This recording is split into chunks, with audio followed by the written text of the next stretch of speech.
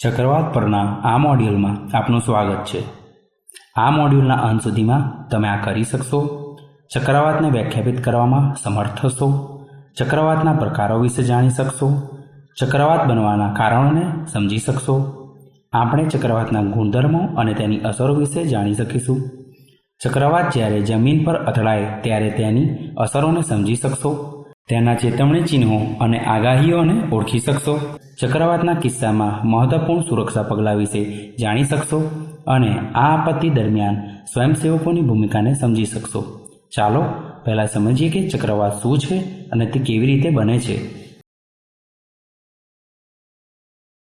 Cyclone એ એક વિશાળ હવાનો સમૂહ છે જે નીચા વાતાવરણીય દબાણના કેન્દ્રની આસપાસ ફરે છે. આમાં પવન ખૂબ જ વધુ ઝડપે ફૂંકાય છે, જેની દિશા ઉત્તર ગોળાર્ધમાં ઘડિયાળની દિશામાં અને દક્ષિણ ગોળાર્ધમાં દક્ષિણાવર્ત ચાલે છે. તે પૃથ્વી પરના સૌથી ગંભીર તોફાનોનું સ્વરૂપ લઈ શકે છે. ફરતી હવા ઉપર વધે છે, ઠંડી પડે છે અને વાદળો બનાવે છે અને વરસાદનું કારણ બને છે. વિરોધી ચક્રવાત એ ચક્રવાતની વિરુદ્ધ છે. ઉત્તરીય ગોળાર્ધમાં વિરોધી ચક્રવાતમાં પવનની દિશા ઉચ્ચ દબાણવાળા વિસ્તારની આસપાસ હોય છે. પવન ઉપરથી આવે છે અને જમીન સાથે અથડાય છે. ઉચ્ચ દબાણ કેન્દ્ર સામાન્ય રીતે સ્વચ્છ હવામાન અનુભવે છે. ચાલો હવે ચક્રવાત સંબંધિત કેટલાક મહત્વપૂર્ણ શબ્દો સમજીએ. ચક્રવાત વિશે વાત કરતી વખતે સેન્ટર ઓફ સાયક્લોન અને ફ્રન્ટ શબ્દોને સમજવું જરૂરી છે. ચક્રવાતનું કેન્દ્ર અથવા આઇઝ ઓફ સાઇટ એ નીચા દબાણનો વિસ્તાર હોય છે, જ્યાં હવાનું દબાણ તેની આસપાસના વિસ્તારની તુલનામાં સૌથી ઓછું હોય છે. વાતાગ્ર એટલે કે ફ્રન્ટ એ સીમા છે જ્યાં ગરમ અને ઠંડી હવા એકબીજાને મળે છે. ચાલો હવે ચક્રવાતના વિવિધ પ્રકારો સમજીએ. ચક્રવાત બે પ્રકારના હોય છે: મધ્યમ અક્ષાંશ ચક્રવાત અને ઉષ્ણકટિબંધીય ચક્રવાત. તેમના વિશે વધુ જાણવા માટે આ ટેબ્સ પર ક્લિક કરો. અત્યાર સુધી આપણે ચક્રવાતના પ્રકારો વિશે વાત કરી છે. ચાલો હવે ચક્રવાતની ઘટનાના કારણો સમજીએ. શિયાળાના તોફાનો મુખ્યત્વે મધ્ય અક્ષાંશ વિસ્તારોમાં મધ્ય અક્ષાંશ ચક્રવાતને કારણે થાય છે. મોટી હવામાન પ્રણાલીઓ છે જે નીચા દબાણ કેન્દ્રની આગળની બાજુએ રચાય છે. તેના વિવિધ પ્રકારની હવામાન પરિસ્થિતિઓ દેખાય છે. ઉષ્ણકટિબંધીય ચક્રવાતને હરિકેન પણ કહેવામાં આવે છે. આ ખૂબ જ વિનાશક તોફાનો છે. આમ પવન ગરમ સમુદ્રના પાણીના પ્રવાહોની ઉપર નીચા દબાણના કેન્દ્રની આસપાસ ઊંચી ઝડપે ફરે છે. ઉષ્ણકટિબંધીય ચક્રવાતને ઘણા નામોથી બોલાવવામાં આવે છે. અને ઉત્તર એટલાન્ટિક અને પૂર્વીય પેસિફિક મહાસાગરોની આસપાસના વિસ્તારોમાં વાવાઝોડા, પશ્ચિમ પેસિફિક મહાસાગરમાં ટાઇફૂન, હિન્દ મહાસાગરમાં ઉષ્ણકટિબંધીય ચક્રવાત અને ઓસ્ટ્રેલિયન ખંડની આસપાસ વિલી વિલી કહેવામાં આવે છે.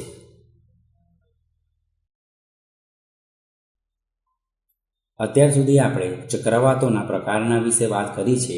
આવો હવે ચક્રવાત આવવાના કારણોને સમજીએ.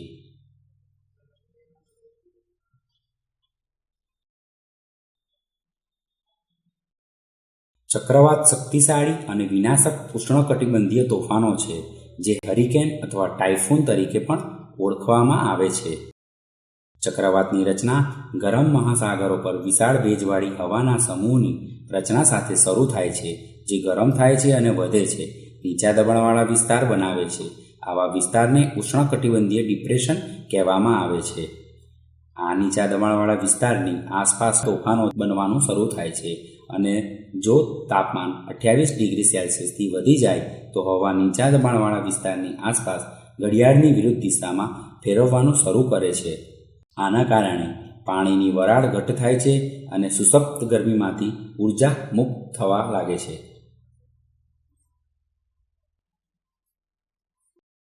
હરિકેન ઝડપી પવનો અને ભારે વરસાદ સાથેના મોટા તોફાનો છે. તોફાનો ટોર્નેડો પેદા કરી શકે છે જે એક દિવસમાં 800 કિલોમીટર સુધી મુસાફરી કરવામાં સક્ષમ છે. હરિકેન જ્યારે જમીન પર અથડાતા હોય ત્યારે તેમની ઉર્જા અને ગતિ ગુમાવે છે. જો કે આ તરત જ થતું નથી.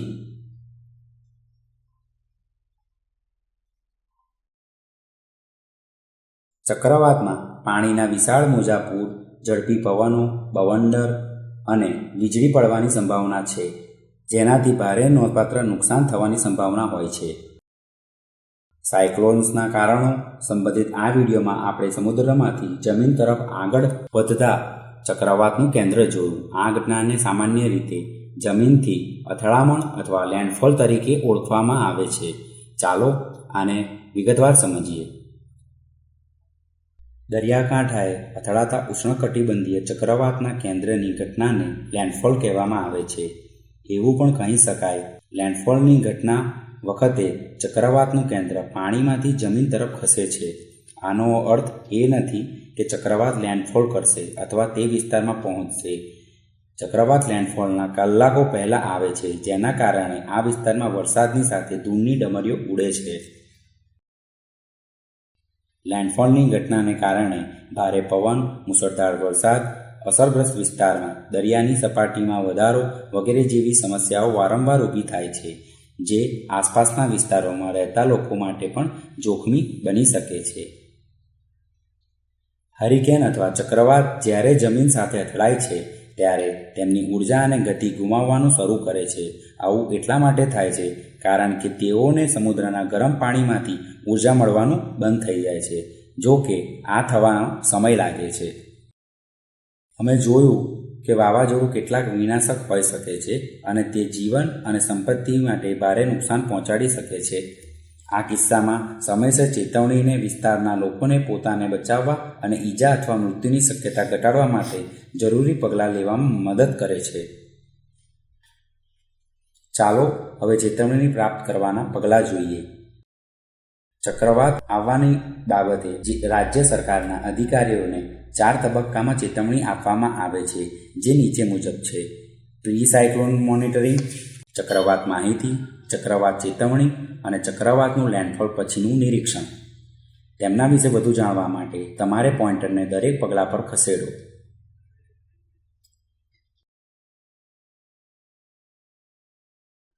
પ્રી સાયક્લોન મોનિટરિંગ ચેતવણી 72 કલાક અગાઉ જારી કરવામાં આવે છે અને હિંદ મહાસાગર અથવા અરબી સમુદ્રમાં ચક્રવાતની સંભાવના અને તેના વિકાસ અંગે પ્રારંભિક ચેતવણી પ્રદાન કરે છે. ચક્રવાતની રચનાની સ્થિતિ વધુ વધીને ઉષ્ણકટિબંધીય ચક્રવાત બની જાય છે અને તેના કારણે દરિયાકાંઠાના વિસ્તારોમાં હવામાન ખરાબ થવા લાગે છે. આ પ્રારંભિક ચેતવણી ભારતીય હવામાન વિભાગ IMD દ્વારા ભારત સરકારના વરિષ્ઠ અધિકારીઓ અને ચક્રવાતથી પ્રભાવિત થઈ શકે તેવા રાજ્યોના મુખ્ય સચિવોને જારી કરવામાં આવે છે. સાયક્લોન એલર્ટ પાસે કલર કોડ યલો છે અને તે ચક્રવાતના આગમનના અંદાજિત સમયમાં 48 કલાક પહેલાં જારી કરવામાં આવે છે. તે આગામી ચક્રવાત વિશે માહિતી આપે છે. સાયક્લોન વોર્નિંગનો રંગ કોડ ઓરેન્જ છે. તે ચક્રવાતના આગમનના અંદાજિત સમય 24 કલાક પહેલાં જારી કરવામાં આવે છે. તે ચક્રવાતની સ્થિતિ, તીવ્રતા, લેન્ડફોલ, પાણીના વિશાળ મોજાઓની ઊંચાઈ, નુકસાનની સંભાવના અને જરૂરી સલામતીના પગલાં વિશે માહિતી પ્રદાન કરે છે.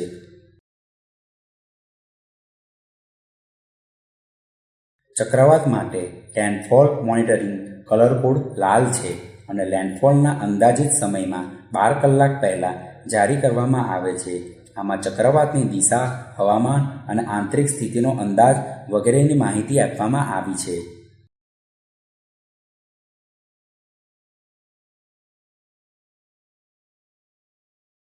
અત્યાર સુધીમાં તમે ચક્રવાત, તેના પ્રકારો, તેની રચનાના કારણો અને ચેતવણીના 4 તબક્કાઓ વિશે સમજી ગયા છો. ચાલો હવે આ વિષયની તમારી સમજને ચકાસવા માટે એક પ્રવૃત્તિ કરીએ. અહીં આપેલા દરેક શબ્દને તેની વ્યાખ્યા સાથે જોડો. શબ્દોને તેની વ્યાખ્યા સાથે લિંક કરવા માટે તેને યોગ્ય સ્લોટમાં ખેંચો અને છોડો. આ પૂર્ણ કર્યા પછી સબમિટ પર ક્લિક કરો.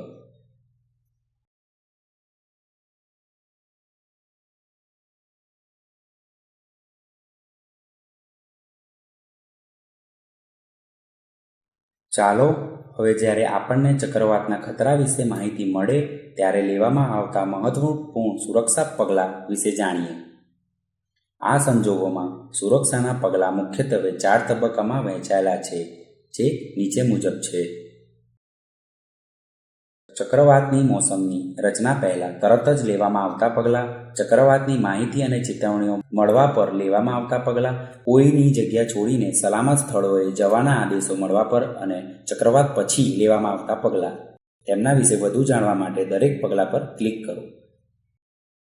ચક્રવાત આવતા પહેલાં આ સૂચનાઓનું પાલન કરો. તમારા ઘરને તપાસ કરો અને કોઈપણ જરૂરી સમારકામ હોય તો કરો, જેમાં કોઈપણ ઢીલી ટાઇલ્સને અને દરવાજા અને બારીઓને મજબૂત કરવી. ઘરની નજીક પડેલી સૂકી ડાળીઓ અથવા પડી ગયેલા ઝાડને દૂર કરો.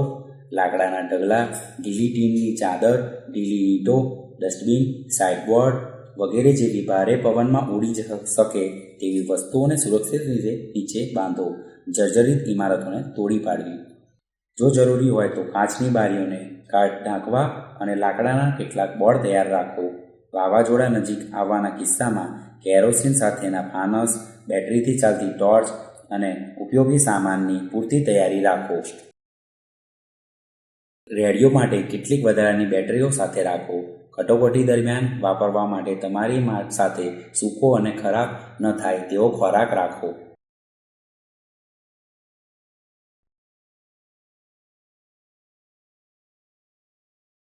ચાલો હવે ચક્રવાત વિશે માહિતી અને ચેતવણી પ્રાપ્ત કરતી વખતે લેવામાં જરૂરી પગલાં વિશે જાણીએ.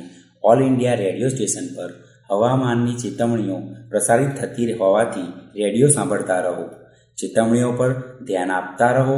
આ તમને ચક્રવાતની સ્થિતિમાં તૈયાર રહેવામાં મદદ કરશે.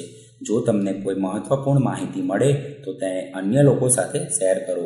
સલામત સ્થળોએ જવાના માર્ગો પર પાણી ભરાવા જેવી સમસ્યાઓને ટાળવા માટે શક્ય હોય તેટલી વહેલી તકે આ સ્થળોએ નીકળી જાઓ. જો તમારું ઘર સુરક્ષિત ઊંચાઈ પર બાંધવામાં આવ્યું છે તો તમારા ઘરના સૌથી સુરક્ષિત ભાગમાં છુપવાનો માટે તૈયાર રહો.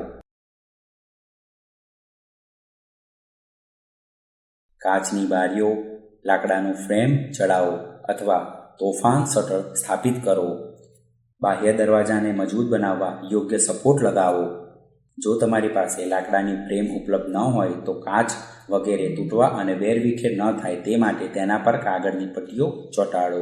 જો કે જે તમે આ કરો છો તો પણ બારીઓ તૂટવાની થોડી સંભાવના છે. રાંધ્યા વિના ખાઈ શકાય તેવા ખોરાકનો સંગ્રહ કરો. પીવાના પાણીને પૂરતા પ્રમાણમાં સારી રીતે ઢાંકીને મોટા કન્ટેનરમાં સંગ્રહ કરો. જો તમારે તમારું ઘર ખાલી કરવું હોય તો પૂરના નુકસાનને ઓછું કરવા માટે તમારા કિંમતી સામાનને ઉપરના માળે સુરક્ષિત રીતે સ્ટોર કરો. આવી બધી નાની અને છૂટક વસ્તુઓ જે જોરદાર પવનમાં ઉડી શકે સુરક્ષિત રીતે રૂમમાં બંધ રાખો. ખાતરી કરો કે તમારા ફાનસ, ટોર્ચ અથવા ઇમરજન્સી લાઇટિંગ સારી રીતે કાર્યકારી ક્રમમાં છે અને તે સંભાળીને રાખો. ખોરાકનો સંગ્રહ કરતી વખતે તમારા ઘરના બાળકો અને પરિવારના અન્ય સભ્યોની કોઈપણ વિશેષ આહાર જરૂરિયાતોને ધ્યાનમાં લો. તમારા ઘરની વીજળીની મુખ્ય સ્વિચ બંધ કરો અને ધીરજ રાખો. અત્યાર સુધી તમે ચક્રવાતની માહિતી અને ચેતવણીઓ દરમિયાન લેવાના જરૂરી પગલાં સમજી ગયા છીએ. ચાલો હવે સમજીએ કે ચક્રવાતના કિસ્સામાં આપણે શું ન કરવું જોઈએ. કોઈપણ પ્રકારની અફવાઓ પર ધ્યાન ન આપો. આ બિનજરૂરી ગભરાટ ટાળવામાં મદદ કરશે. માત્ર સત્તાવાળા સ્ત્રોતોમાંથી મળેલી માહિતી પર વિશ્વાસ રાખો. જો તમારા વિસ્તારમાં ચક્રવાતની ચેતવણી છે તો નીચાણવાળા દરિયા કિનારા અથવા દરિયા કિનારાની નજીકના અન્ય નીચાણવાળા વિસ્તારોએ જવાનું ટાળો.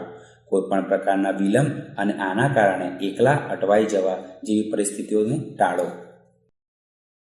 જ્યારે તમને ખાલી કરવાની સૂચના મળે ત્યારે તમારું ઘર છોડવામાં અને સલામત સ્થળે જવામાં વિલંબ કરશો નહીં. પવનની દિશા તરફ મુખ રાખીને બારીઓ અને દરવાજા ખોલવાનું ટાળો. જો ચક્રવાતનું કેન્દ્ર સીધું તમારા ઘરની ઉપરથી પસાર થાય છે તો પવન અને વરસાદની ગતિ લગભગ અડધા કલાક સુધી ધીમી થઈ શકશે. આ સમયગાળા દરમિયાન બિલકુલ બહાર ન નીકળો, કારણ કે આ શાંત થયા પછી તરત જ તોફાન ફરી શરૂ થઈ જશે. જ્યારે તમારું ઘર ખાલી કરવાનો આદેશ આપવામાં આવે ત્યારે આ સૂચનાઓનું પાલન કરો. તમારા અને તમારા પરિવાર સાથ માટે થોડા દિવસો માટે જરૂરી સામાન પેક કરો. આમાં બાળકો અથવા ઘરના વૃદ્ધો માટે દવાઓ અને કોઈપણ વિશેષ ખોરાક વગેરેનો સમાવેશ થવો જોઈએ. તમારા વિસ્તાર માટે નિયુક્ત સુરક્ષિત આશ્રય સ્થાનો અથવા સ્થળાંતર બિંદુઓ સુધી પહોંચો. ઘર છોડતી વખતે તમારી સંપત્તિ વિશે વધુ ચિંતા કરશો નહીં અને સુરક્ષિત સ્થાનો પર પહોંચ્યા પછી તે સ્થાનના પ્રભાવી અધિકારીઓ સૂચનાઓનું પાલન કરો અને જ્યાં સુધી તમને તે સ્થાન છોડવાની જાણ ન થાય ત્યાં સુધી આશ્રય સ્થાનમાં સુરક્ષિત રહો. ચક્રવાત પસાર થયા પછી તમારે જે મહત્વપૂર્ણ પગલાં લેવા જોઈએ તે અહીં છે. ઘરે પાછા ફરવાની જાણ ન થાય ત્યાં સુધી સુરક્ષિત આશ્રય સ્થાનમાં રહો. આ સમયગાળા દરમિયાન ફેલાતા રોગોને રોકવા માટે શક્ય તેટલી વહેલી તકે રસી લો. લેમ્પ પોસ્ટમાં કોઈપણ છૂટક અને લટકતા વાયર વગેરે સાથે સંપર્કમાં આવવાથી બચો. વાહનોનો ઉપયોગ ત્યારે જ કરો જ્યારે એકદમ જરૂરી હોય અને તમારા પરિસરમાંથી કચરો સાફ કરો. આ આપત્તિના તમારા નુકસાન વિશે યોગ્ય અધિકારીઓને જાણ કરો.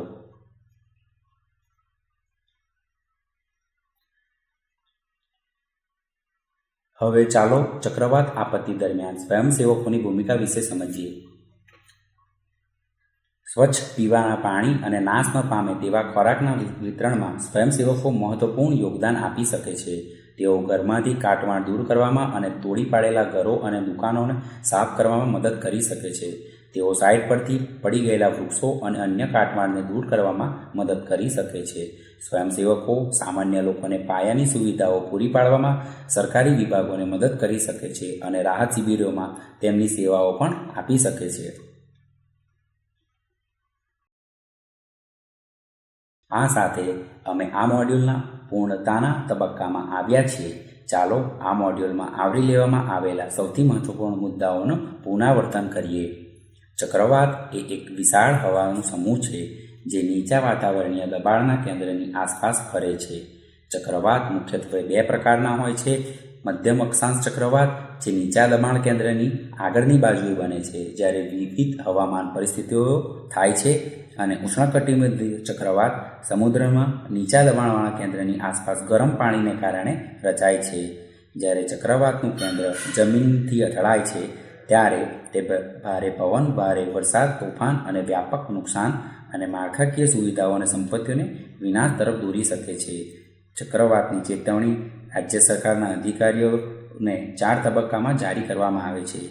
પૂર્વ ચક્રવાત મોનિટરિંગ, ચક્રવાત માહિતી, ચક્રવાત ચેતવણી અને ચક્રવાતનું જમીનથી અથડાયા પછીનું નિરીક્ષણ. આને બચવા માટે ચેતવણી ચિહ્નો, આગાહીઓ, ખાલી કરવાના આદેશો અને સત્તાવાળાઓ દ્વારા જારી કરાયેલા પગલાંને સંપૂર્ણપણે અને વિલંબ કર્યા વિના અનુસરવું ખૂબ જ મહત્વપૂર્ણ છે. હવે આ વિષય પર તમારી સમજણ ચકાસવાનો તમારો વારો છે. આ એક મૂલ્યાંકન કવાયત છે. દરેક પ્રશ્ન માટે સમાન ગુણ નક્કી કરવામાં આવ્યા છે. પરીક્ષા પાસ કરવા માટે તમારે ઓછામાં ઓછા 60% સ્કોર કરવો આવશ્યક છે. પ્રશ્નો કાળજીપૂર્વક વાંચો અને યોગ્ય વિકલ્પો પસંદ કરો.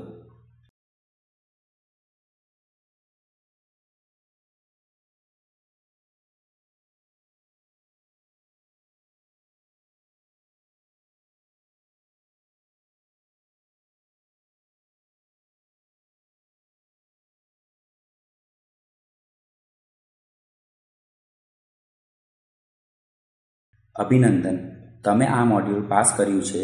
જો તમને કોઈ બાબત વિશે શંકા હોય તો તમે પાછા જઈને તેને જોઈ શકો છો. LMS પર પાછા ફરવા માટે આ વિન્ડો બંધ કરો.